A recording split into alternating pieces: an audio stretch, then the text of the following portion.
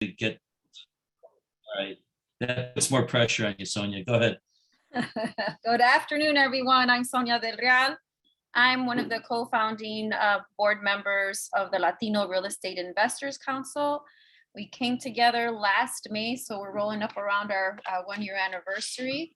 The purpose of the Latino Real Estate Investors Council is to represent the voices of Latino housing providers. Our 3 pillars of work are education, advocacy, and opportunity. We really want to focus in ensuring that we provide or we advocate for an equitable distribution of rights for both the housing provider and the tenant. My founding chairman is on the call too, Frank Martinez. So shout out to him if you want to wave hello, Frank. And again, we are one of 9 affiliates of NVOA. I think we're the most recent or the new kids on the block. Although I heard that there's another guy coming around or another team. So I'm happy to be here and co-moderate. I'm from Chicago, South Side, grew up and was raised here in South Chicago. And I'm just happy to be a part of this call. All right. Also, just recently joined Keller Williams, One Chicago. I just have to throw that shout out there, shamelessly plug the organization.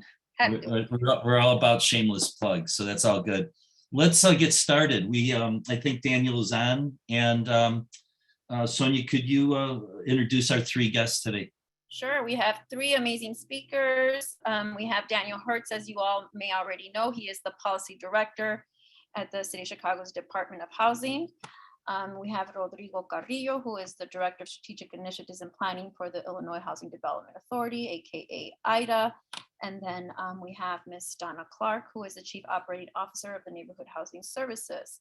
I'll give a brief bio on our speakers. Daniel Hertz oversees overall the past several years, has worked directly with many housing groups, including the NVOA and a host of Chicago programs, earnestly listening to us as the city addresses issues pertaining to fair notice, accessory dwelling units, Affordable Requirements Act, and other pieces of legislation, and of course, distributing their allotment of emergency rental assistance dollars. He's also an author of The Battle of Lincoln Park, formerly worked at the Center for Tax and Budget Accountability.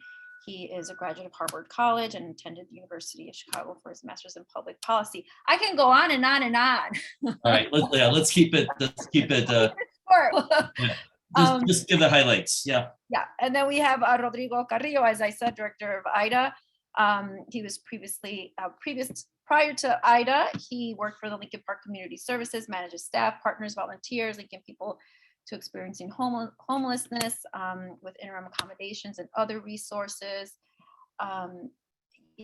Previous to that, he was a manager for the American Red Cross, and Mr. Rodrigo spent 5 months deployed to the Texas Gulf Coast, providing recovery and financial assistance to over 34,000 Latino households in the wake of Hurricane Harvey. He's also a member of the LGBT community, and he strives to be a model for the Latino and LGBT community, youth.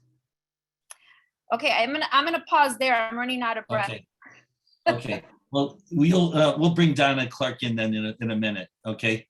Also, just a couple of house rules. Make sure everyone. I'll ask everyone to just keep their mics on mute if they're not already done or muted. And then any questions that you may have throughout the presentation, please put them in the chat box. I'll go ahead and make sure that I address those questions. Keep them very general and broad. I know that we have very specific questions to our own personal dealings and our own properties, but if we want to make it general for the benefit of the entire audience, I would appreciate that. Okay, thank you so much, Sonia. So in this discussion, I know that we have lots and lots of questions about emergency rental assistance. I was thrilled to have Daniel and Rodrigo on a prep call yesterday and a call with Donna this morning. What we're going to do is spend a few minutes just building a foundation about what is emergency rental assistance. How did it get started during COVID? How did we all have had our own experiences with the rollout, but let's just learn a little bit more about how much money was at stake and the enormity of the challenges that IHDA and the city and the county. We're not including the county in this discussion because we have enough to cover with IHDA and the city, but the county will obviously come up because they too process and distribute funds. but we're going to focus a little bit on the foundation and what's happened in the past, but then jump into what's most important in everybody's mind, and that is the present. What is a situation going on now with respect to getting ERA dollars, and what are some of the challenges, and what can we be expecting? And to me, equally important to the here and now is to try to pull out a crystal ball and try to get a handle on some things that we really don't know. And that is, how long will ERA dollars be available? There are possibilities of future allotments of dollars. What's that all about? And then to the extent that the programs end, how does that whole process of winding down work? Along the way, we're going to touch on court-based programs, especially with respect to the clerk of the circuit court of Cook County. We're familiar with the you might hear some acronyms, and we'll try our very best to give context to what the acronyms are. The two key ones you might hear today are ERA, Emergency Rental Assistance.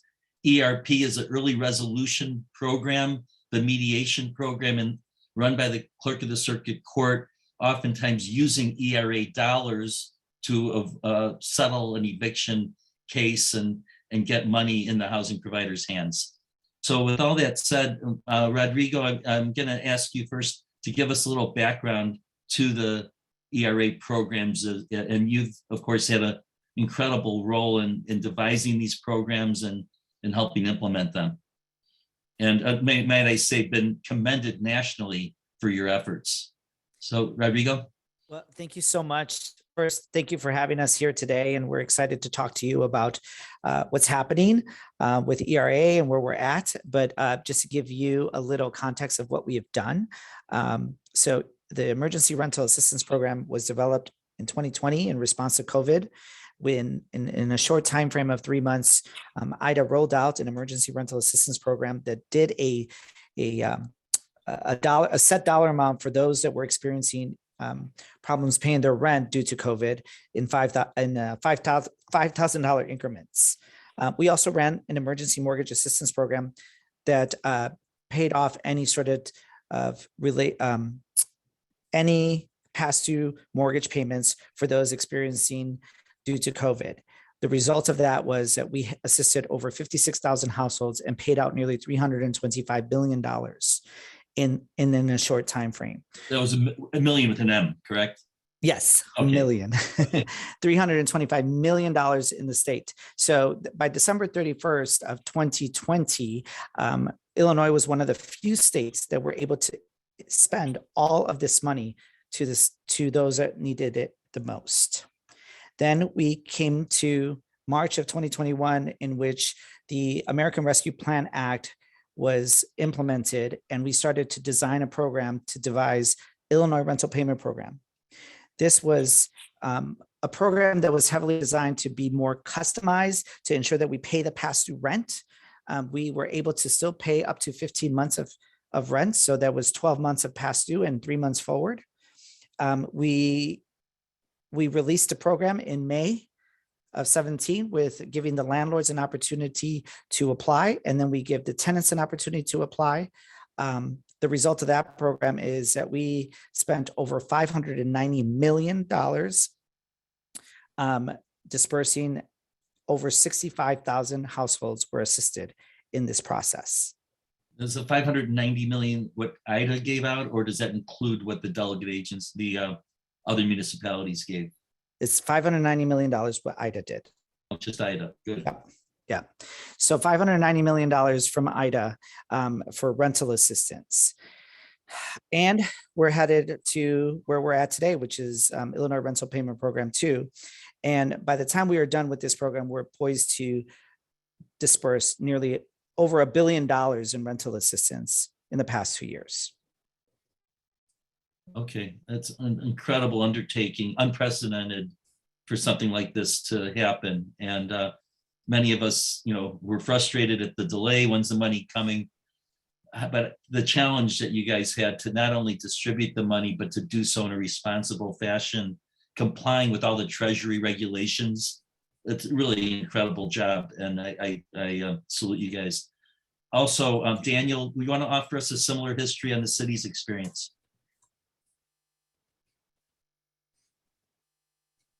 Sure.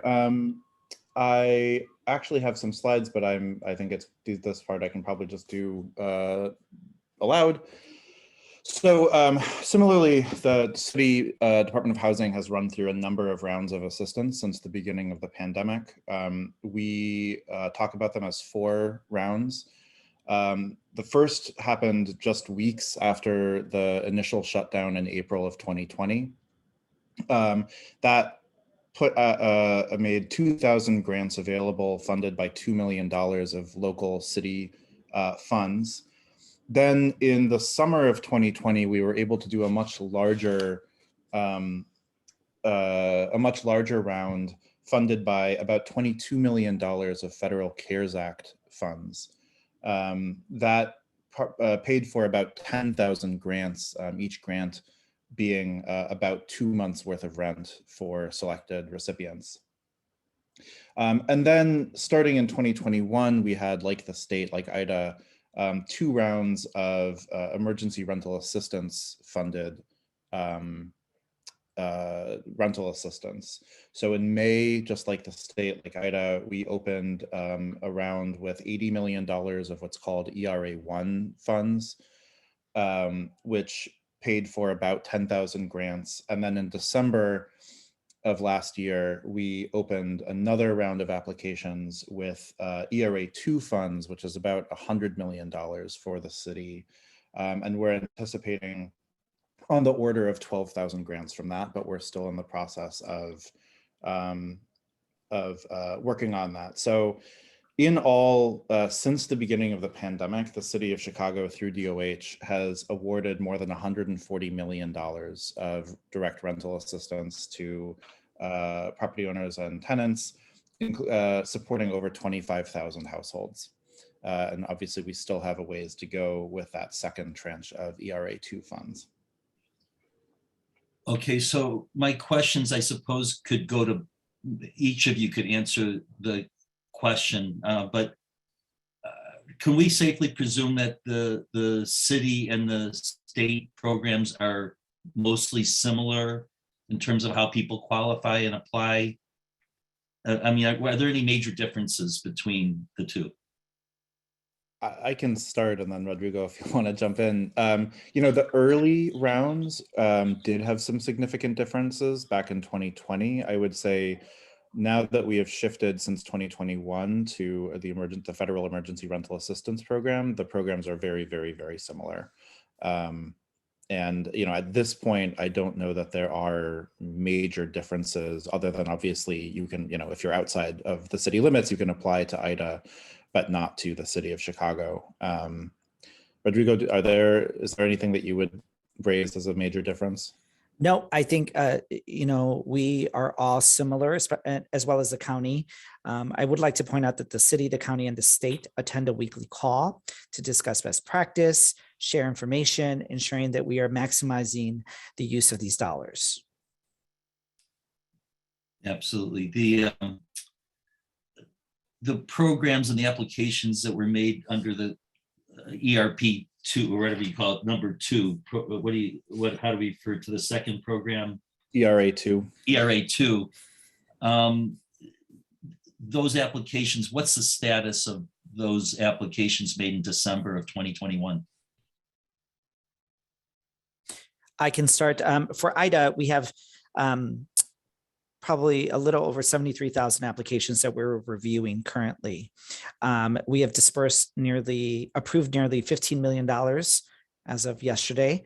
I would like to point out that this process is a little slower for us because this is the second round of rental assistance. There is a responsibility that we have to do a duplication of benefits check with other entities, whether it's another county or the city. So it is a slower process. Applications can take a little longer this time around, but we're working as quickly as possible to get this out the door. Quick question for you, and then we'll ask Daniel. Somebody receiving rental assistance in 2021, do they qualify for ERA2 money? Yes. They do qualify to receive additional funds as long as they have not received the maximum amount of rental assistance, which is 18 months. So it's 15 months of pass-through rent and 3 months forward. And if somebody were declined, how do we as a housing provider know? I can speak for IHDA. We send a information that the file was declined. They can also call our customer service number for the exact reason of what the decline was. But before we decline a file, there are many files that are missing documentation or need additional information. And we have a process in which we reach out to both the landlord and the tenant to let them know we're missing documents. Please send us the following documentation no later than a specific date. Okay, but before, we aren't guaranteed a response from IHDA unless there's a match made or something. Is that correct? This came up No. yesterday. Okay. No, you could check the status of your application. There is a portal that you log into as a person who applied, whether you're a landlord or a tenant. And in that dashboard, you will see the statuses of the application. Okay, so Daniel, the same questions to you. What is the status of those that applied in December to the city program? Yeah, so we got about 14,000 applications in December. We've approved just over 4,100 with about $40 million worth of assistance. So based on approval rates of previous rounds, I would estimate that we're about halfway through the number of the approvable applications. Our answer, well, let me take this one at a time. So our answer on the eligibility question, this is one area where there is a difference with IHDA right now. So in the December round, we are prioritizing applications of folks who have not yet received assistance. So for tenants who have not yet received assistance. If we are able to open another round this year, that would be revised, and we would then open it up to people who have previously received assistance. On the notification for landlords who have an application in, it is so if so there's, when you submit an application, the idea is that both the owner and the tenant need to complete an application. The system should automatically match your application if your tenant has also completed one, and you should be able to log in. Similar to IHDA, we have a portal where you should be able to log in and see the status and whether or not your application has been matched. If it's not been matched, that could mean either that your tenant has not submitted an application, or if you know that they have, it could mean that something about the way that the addresses were entered means that the system hasn't been able to match them, and staff will need to manually match them. So you could call and inquire to make sure that a tenant has actually submitted. Once it's matched, if it is rejected at that point, both the tenant and the landlord should receive a notification that it has been rejected. If a tenant application is rejected before it's matched with a landlord application, then the landlord would not receive a notification. And then we would have to go on the portal ourselves to find out. Right. So then at that point, the portal would simply show that your application is unmatched at some point. Presumably, if the tenant application has been rejected and there's no tenant match, no approvable tenant match for the landlord application will also be rejected. So at that point, you would get a notification. Okay. So in terms of rejection or a tenant being denied, we understand if they don't complete the application properly, if they receive more than the threshold amount of money in terms of IHDA. But we are oftentimes as housing providers trying to figure this out, and we need to know if there's enough money out there. If a tenant is approved and the application's pending, can we be relatively confident or how confident can we be that we can just sit back, carry the tenant for several months and not file an eviction to enforce our rights? Can we sit comfortably that just like it happened last year, the money will come so long as the tenant doesn't leave early? Go ahead. Yes, I anticipate that all or very nearly all of the qualifying applications that we received in December will be approved and paid. And Rodrigo, same for you? At this time, yes. Anybody that's eligible and has a qualifying application as well, we are going to be able to fund them. Our numbers of 70,000 applications show that that would be oversubscribed, but not all of those applications will be approved. How much money did IDA get under ERA 2? I think we're operating close to 300 million. I have to get you the exact number. I think it was like, I asked yesterday, I think it's around 350-ish. Okay. Never There's thought a lot of numbers in my head. And it's a lot of money for you to spend. I'll tell you. And Daniel, are you like up around 80 million again? Is that about what the city has? We got 100 million in ERA 2, so 80 Okay. million for ERA 1, 100 for ERA 2. Okay, so under ERA 1 or last year's, we learned that there was like an August deadline, a certain amount of money had to be spent. Under this new ERA 2, the federal government said, hey, we're going to give you till around September 2024, a couple years to spend the money. Is that right? There's no urgent deadline, but what's the reality in terms of the relatively limited amount of money that not that it's a small amount, but it's certainly not going to last till 24. So what's the expectation? So similar to ERA 1, where there was a deadline for spending 65% of the funds by the end of September, there's a deadline for spending 50% of ERA 2 funds, or obligating 50% of ERA 2 funds by March 31st, so the end of the month.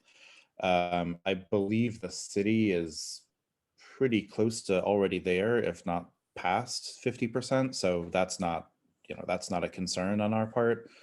As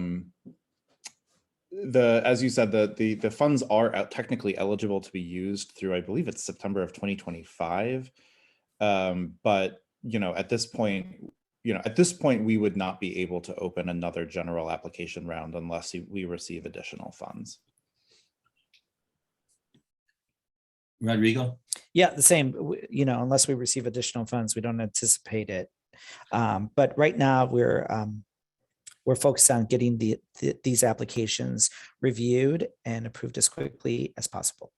Okay, so and additional funds will likely come the state's way and the city's way by virtue of other jurisdictions that have not spent their money that could be reallocated towards us. Is that the hope? That is the hope. It's entirely an unknown, right? Yeah, it is very unknown, but we should be hearing any day about the decision on the second round of reallocation, and then there will be a third and I believe a fourth under ERA 1, and then there will be reallocation under ERA 2. So that's a huge question mark. Okay. Yeah. And then, so what about, and I think this probably is of concern to many of us here, we might have tenants that wanted to apply for emergency rental assistance after the December round closed. What are the options that we all have for those of us that were not able to apply in December after the program's closed? Well, I know the state Department of Human Services is still operating a rental assistance program, and that is they are able to go to IllinoisRentalAssistance.org and look for agencies that have monies available. There is also the court-based rental assistance program that is being operated by the Department of Human Services, but IHDA does a back office of that. And that is for those that are in eviction court. There is a opportunity to apply for rental assistance through that program. The courts will suggest that. We are operating that program outside of Cook County. Well, yeah, let's return to the court-based program in a second. Mhm. Daniel, from the city's end, if somebody missed the deadline, are there options outside of court-based? Are there other options where tenants can apply? Yes, so the Department of Family and Support Services has a rental assistance program. It predates the pandemic, it's continuing, and their application is open. So I dropped the link to that page in the chat, and that is currently open for the city. And city residents can also apply for the Illinois Department of Human Services program as well. There's so many questions here, but I would like to just I'll ask Jeff Weinberg's question. He's had issues matching his app number with the tenants, and it's been difficult contacting anyone to make the match. What is the best way for housing providers with questions to get help? Dan, you want to start? Sure. So the best way, if you've submitted an application, is to call the call center number, which I'm just about to put in the chat right now. That is the best way. If you're finding difficulty with that, you could ask to be referred to DOH staff. I can put my own email here if you want to get in touch if there's like a high level. I will say my first move, if you email me, will be to ask or direct you to the call center. So I really do encourage doing that first, only if you're somehow getting stuck or there's a more complex issue. I or someone on staff can help try to resolve that. But that's definitely the first step, is the call center. And are there situations where tenants could recover the money directly and the housing provider doesn't get paid?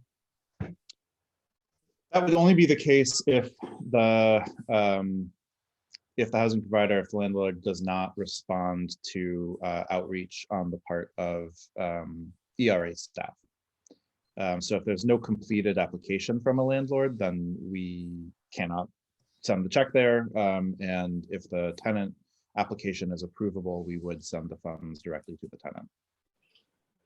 I've certainly heard of situations where tenants get paid but don't use the funds. We all hear war stories from people and the challenges that are faced. And I presume, Rodrigo, the same, that there are scenarios where tenants could get paid directly if it's perceived that the landlord is not being cooperative. The same as the city of Chicago, what Daniel just said, but I would add that if there is missing documentation from a landlord and the landlord does not respond to our request for that documentation, that also will be eligible for payment to the tenant. Okay, and so both the city and the IHDA look at how much money a tenant might have already received? Or is, Rodrigo, you said that you look to make sure that the tenant has not exceeded an 18-month cap, correct? That is correct. Okay, and Daniel, is that similar for the city? Yeah, that's right. Okay, so here's another issue that we're dealing with and focusing on, and it's that oftentimes housing providers are uncomfortable not knowing if emergency rental assistance will come forward.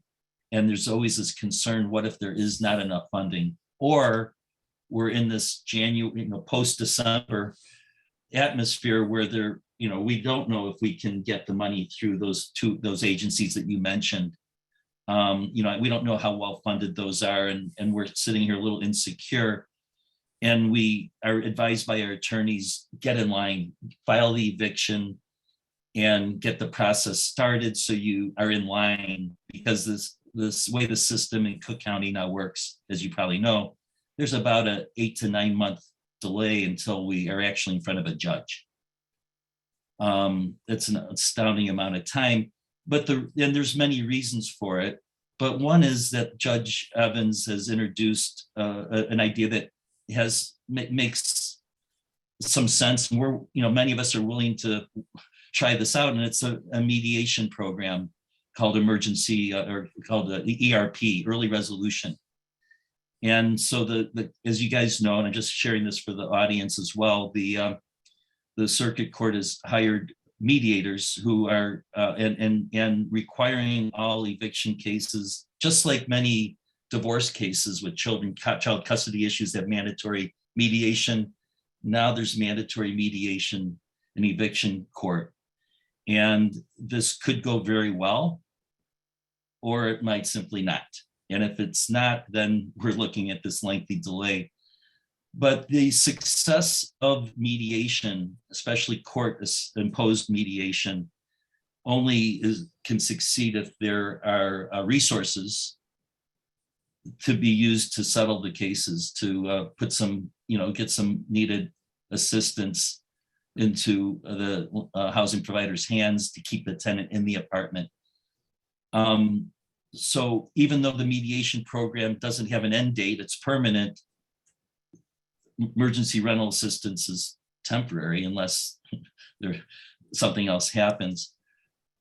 So there is a pool of money that the mediators have access to under this emergency rental assistance. Is this, tell us about that pool of money that the circuit court has, the mediators have access to, and is this a quicker way for folks to get paid and get their cases dismissed and move on? So obviously I can't give legal advice, but I would say that, given that the IHDA and DOH programs aren't open, I would definitely go to IDHS and to DFSS. I don't know exactly what the timelines are for approvals there, but I imagine it is substantially faster than, if you're waiting 9 months to get into court. I'm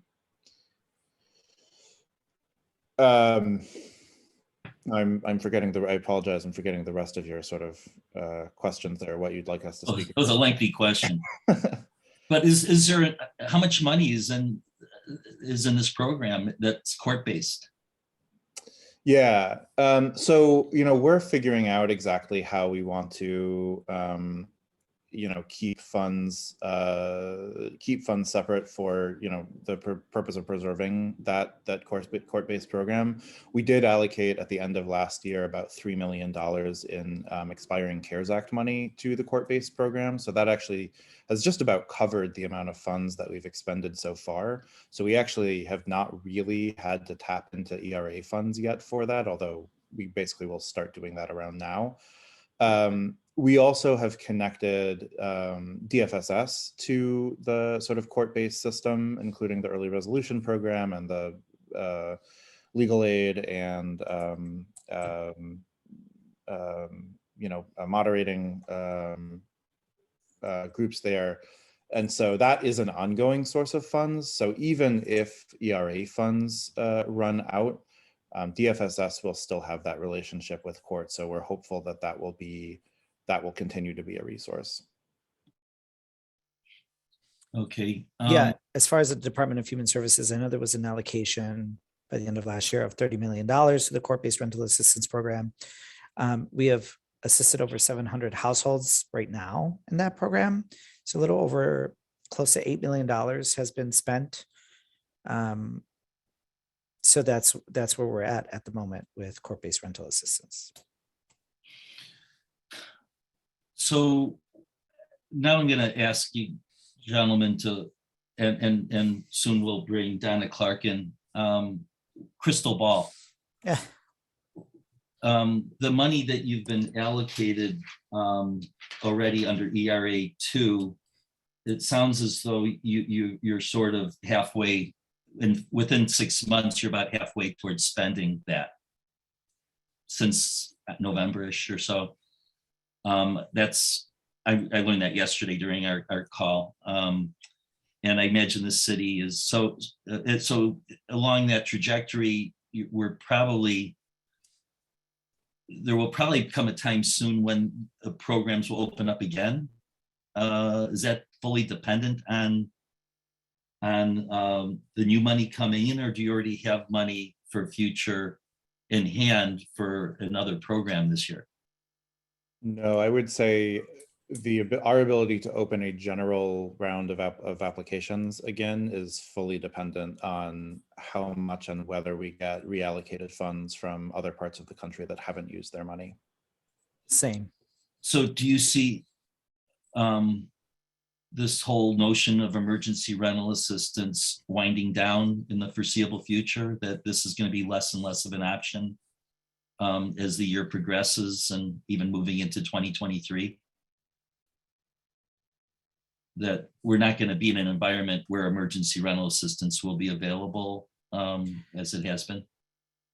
So, the rental assistance program in DFSS will be an ongoing option. Like I said, that's something that predates the pandemic, but it also is not funded at remotely the levels that ERA has been funded at.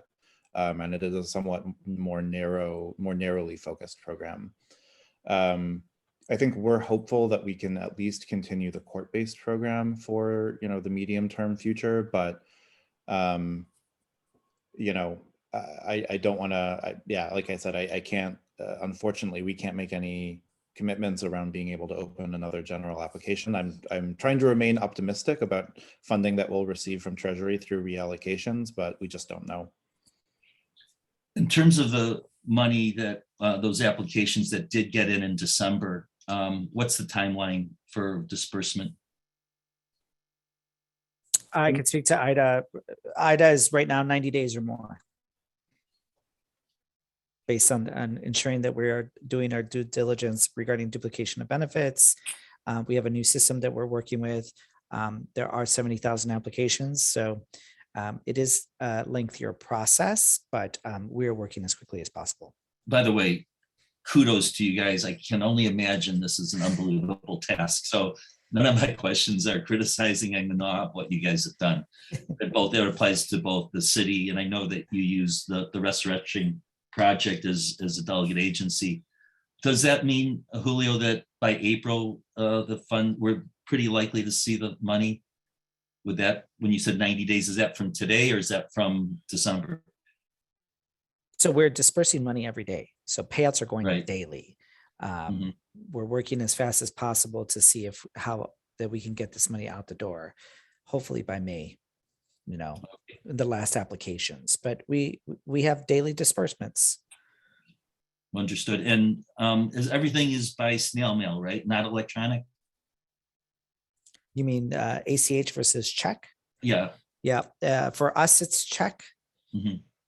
How about the city? For us as well, also check. Yeah. Okay. What is the reason for that? I would have to get into some deep technicalities of how the city's finance system works, but suffice it to say, it is very easy for us to upload payment files daily, and similar to Rodrigo and IHDA, we're doing daily uploads of payment files that are approved. It's very easy to do that, upload them, and have checks sort of automatically spit out by the hundreds. For reasons just how our city's finance system is set up, it would be more complex. Good enough. That's a good enough answer. As long as the checks indicate which unit they apply to, we're good, I would think. I'll speak for everybody. And that was one of the issues for ERA in 2020. They said we did do ACH. We found it to be problematic where you can't tell when you receive the ACH who's it for. So that was one of the issues that we found. And it's not as quick as one might have thought. You do have to do a penny test to verify that there's an account, and that takes several days. So it was lengthier to do that than upload a check. So, we're all housing providers have been challenged, and depending maybe on the number of units folks have, perhaps many of us are better able to carry the tenants, which is what we're doing, even though we're paying our bills, knowing and hoping and expecting the funds will come in. The challenges obviously are much, much greater for that small owner that might only own a 2-flat or a 4-flat. And so with that thought in mind, we are really thrilled to introduce our next guest. And I'm going to ask Sonia to because she's so good at doing introductions. to make the introduction. So Sonia. Thank you, Michael. As I mentioned earlier, we had a conversation and invited Ms. Donna Clarke from the Neighborhood Housing Services to join this call. She's the Chief Operating Officer. As I mentioned earlier, I have a couple of questions for Donna. Donna, can you tell us more about NHS's role as a delegate agency and what does a delegate agency do? If you can brief us on that. Sure. So, NHS is basically an end-to-end homeownership solution. So we actually have groups that are out in the community doing community engagement and outreach. We have education and counseling. We do financial counseling, and we're a CDFI, so we do single-family mortgage lending, also redevelopment where we do rehab, and also new construction. So we've actually been a delegate agency of the city where we've worked with them for over 20 years, administering some of their programs out in the community.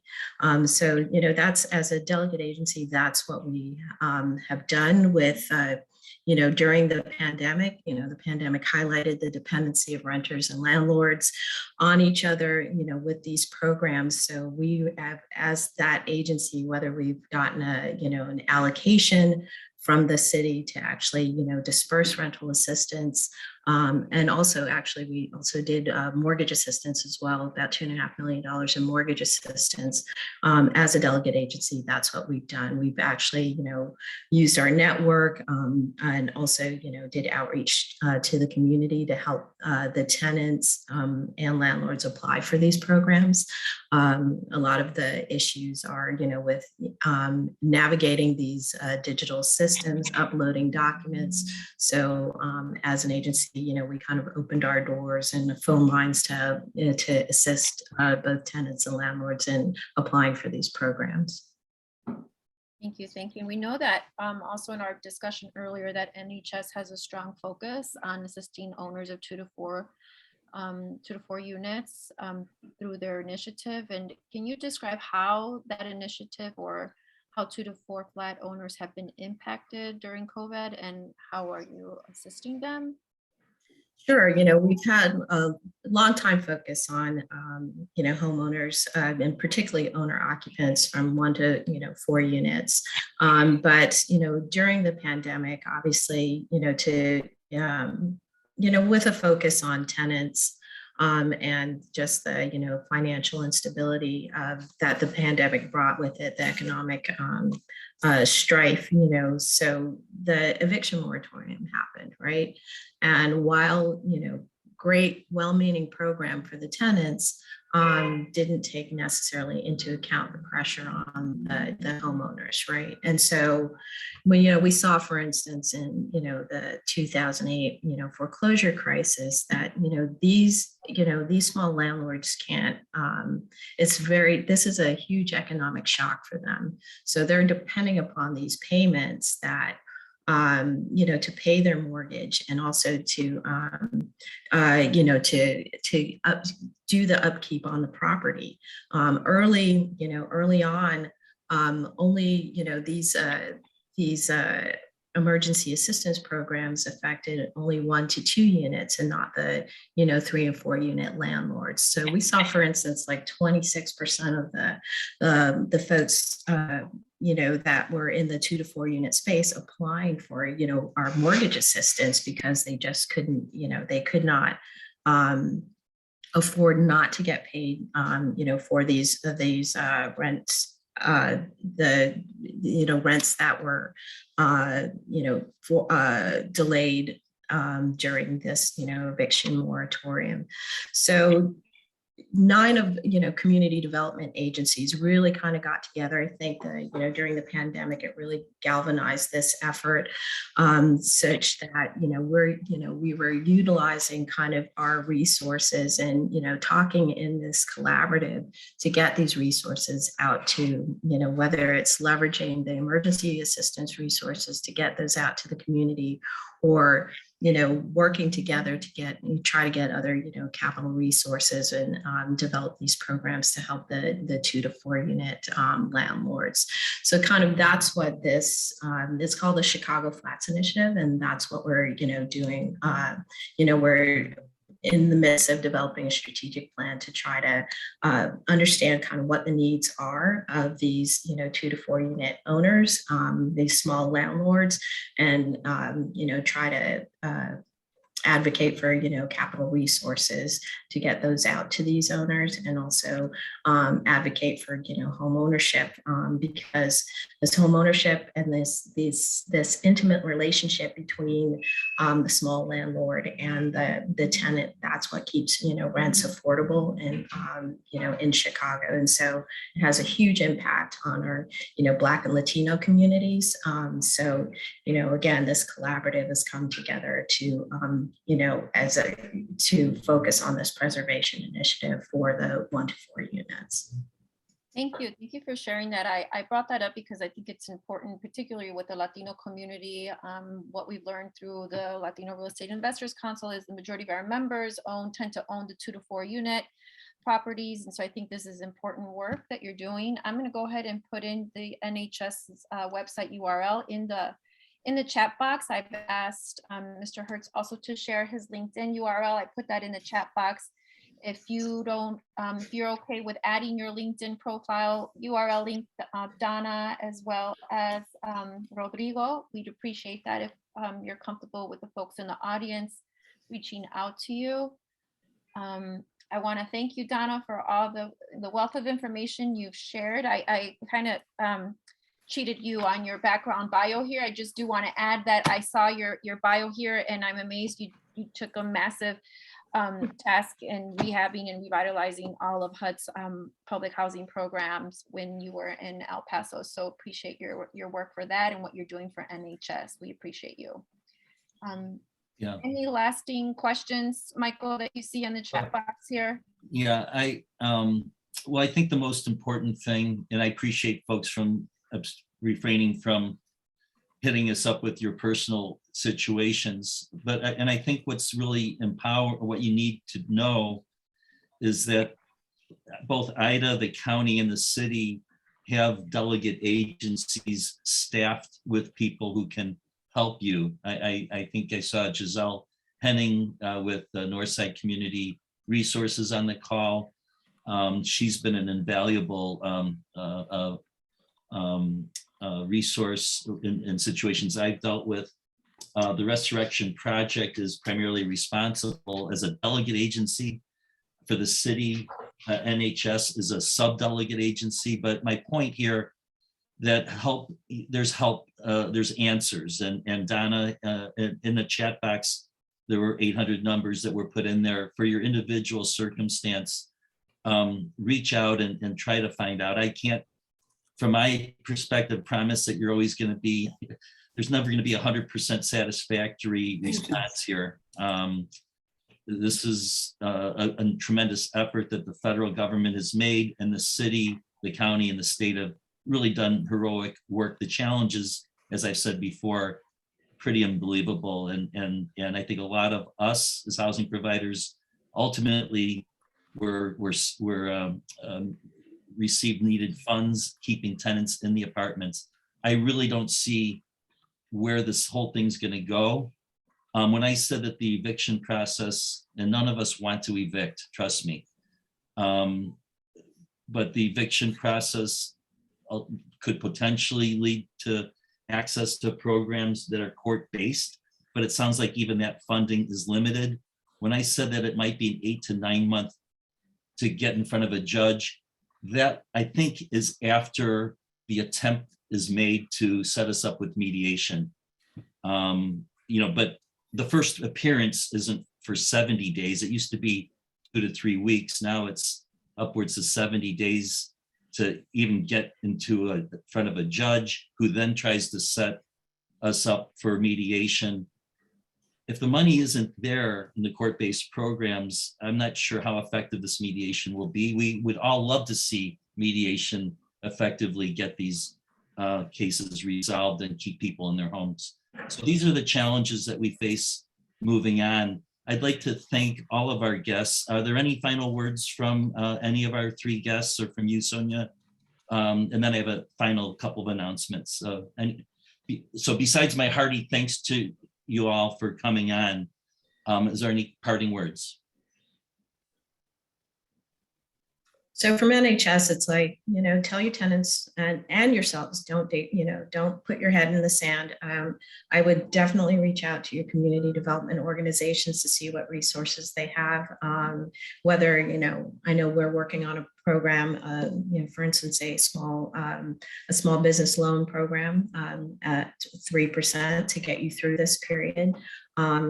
Definitely think about rent modifications as these resources kind of wind down.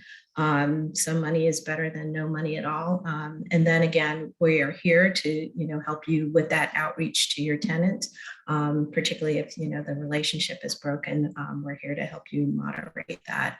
But it's important that both of you think about how to maintain your finances and such that you don't have a negative financial event from this pandemic. So please reach out such that our HUD certified housing counselors can help. I mean, what you're doing, and we're going to learn more from you at a later meeting, you're figuring out the best strategies to get neighborhood people to purchase their 2 or 4 flat and build wealth.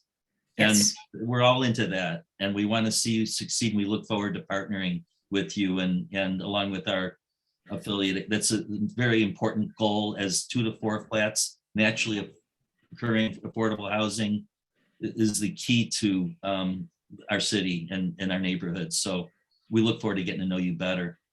Anything final from you guys, from Daniel or Rodrigo? I would just say on behalf of IHDA and Director Faust, thank you for having us here. It is important to hear your feedback, to hear your comments, your concerns. We're here to listen. We're here to make improvements as needed. We will like to say that the Illinois Homeowners Assistance Fund is coming in April. Right now, we're asking for homeowners to gather their documentation, attend one of our webinars, go to illinoishousinghhelp.org for more information, as this is going to be valuable for homeowners that were struggling to pay their mortgages during this time as well. Well, thank you again, Rodrigo. Daniel, anything final? Yeah, similarly, I just want to thank you, Mike, and everybody here for having me today and for just being a partner throughout the planning and implementation of ERA. Similarly, it's a really important relationship, so we appreciate it. And I will do also a plug for our own program, which is the additional dwelling unit program. We recently did a webinar with CIC specifically for multifamily owners, because the ADU program does create possibilities for adding new units in multifamily buildings. I will wrap up and just put a quick link in the chat to the city's ADU website, but thanks again for having me. Well, listen, thank you both for your accessibility. We've had many issues, Daniel, that we've worked on in the past few years, and I appreciate your transparency and accessibility. By way of announcement, I'm really thrilled that we got a special guest a month from now, March 29th. We have State's Attorney Kim Fox will be joining us for a call, and I think that will be certainly very, obviously we're all interested in that, and especially as public safety, how does that impact us as housing providers? So that's March 29th. Is anybody from Yuba? Is Ron on, or anybody from Yuba on the call? I'm here. All right. This This is a new low for me. I'm doing it from bed. I threw my back out, but I have a protocol and lots of good drugs, so I'll be good to go very shortly. All right. But well, do you have anything to promote? yeah, so in a week when I get out of my bed, on Wednesday, March 9th from 8 a.m. to 10 a.m., we have our economic forecast. And, to pitch it, what's really nice about this program is we're not talking about downtown Chicago rental markets. We're not going to say rents are going up 20, 30% from the lows. We're talking about neighborhood buildings. So, We're talking, we have Shane Rockman from Peak Properties, which run a crap load of buildings in the neighborhood. So we're really going to get a good bead on what's happening in the neighborhoods. We have Joe Schmazel from Intera, Kate Varde is moderating from Essex, and then another big neighborhood building owner, Jeff Michael, is on the panel. So once again, I really love these events just because I ban all talks about high rises downtown and what's going on. So More important, is this breakfast or what? It's 8 in the morning? does it have to have a meal for you, Mike? I mean, really? Well, now I want to compare your event to what Rogers Park is having. I know you guys have more free food, but you need it apparently. Well, 8 to 10 a.m. we'll have like a continental breakfast. We'll hang out, we'll do schmooze for a little bit and the program for an hour. All right. I'm It's sure not- both programs will be great, Mike. I don't like to pick one group against the I'm other. not. I think there's something for everybody. You guys are throwing a very stodgy, conservative panel discussion on trends in the industry, which you probably have really good coffee that you'll be serving, right? Sure. The night before, the Rogers Park Builders Group, and again, I'm tongue in cheek here, both events are going to be outstanding, and everybody who's interested in getting a sense of where things are going ought to consider both of these events. But the evening before, the Rogers Park Builders Group is having our Trends in the Industry workshop, which is a more interactive format. We will have liquor and food. And so it's a different approach where you're actually participating in a discussion with the moderator. Again, I urge everybody to venture up north. If you don't live up north, Rogers Park at Loyola University, Chicago on Tuesday night, March 8th. And then the next morning at 8 a.m. with Yuba. I've been to Ron, your program. It's been exceptional. I haven't even been able to find a seat. It's a packed room. And ours is always fun and entertaining. So both organizations have great trends workshops, and that's all happening next week. All right, and beyond all that, any other announcements from anybody? All right, very good. Well, thanks everybody for coming. Dan Luna's hanging. Did you want to say something, Dan? Or were you waving goodbye? Thanks, Ronnie. I just wanted to thank everyone for inviting us today. On the call, not only myself, Dan Luna, Chief of Staff for Alderman Osterman, 48th Ward, but I also have my two co-workers, Emily Bellini and PC Goodensmiley, on the line. And I just wanted to let everyone know that if there's any building-related questions or comments or needs that you guys have here in the 48th Ward, we're here to help. So please let us know if we can assist you guys. We work closely with Daniel Hertz and the Department on Housing, and really looking forward to a great 2022. And Ronnie, looking forward to seeing you on the court someday real soon too. Get well soon. Absolutely. Thanks, Dan, for all you and Chairman Osterman do for housing in the city. And thanks for coming today. All right, it's just after 1 o'clock. Thanks, everybody. And we will have, I'm not sure when our next weekly meeting will be, but definitely mark March 29th down in your calendars. That should be very informative. And I'm really happy and pleased that the state's attorney will be joining us. All right, everyone, have a good night. Have a good day and take care.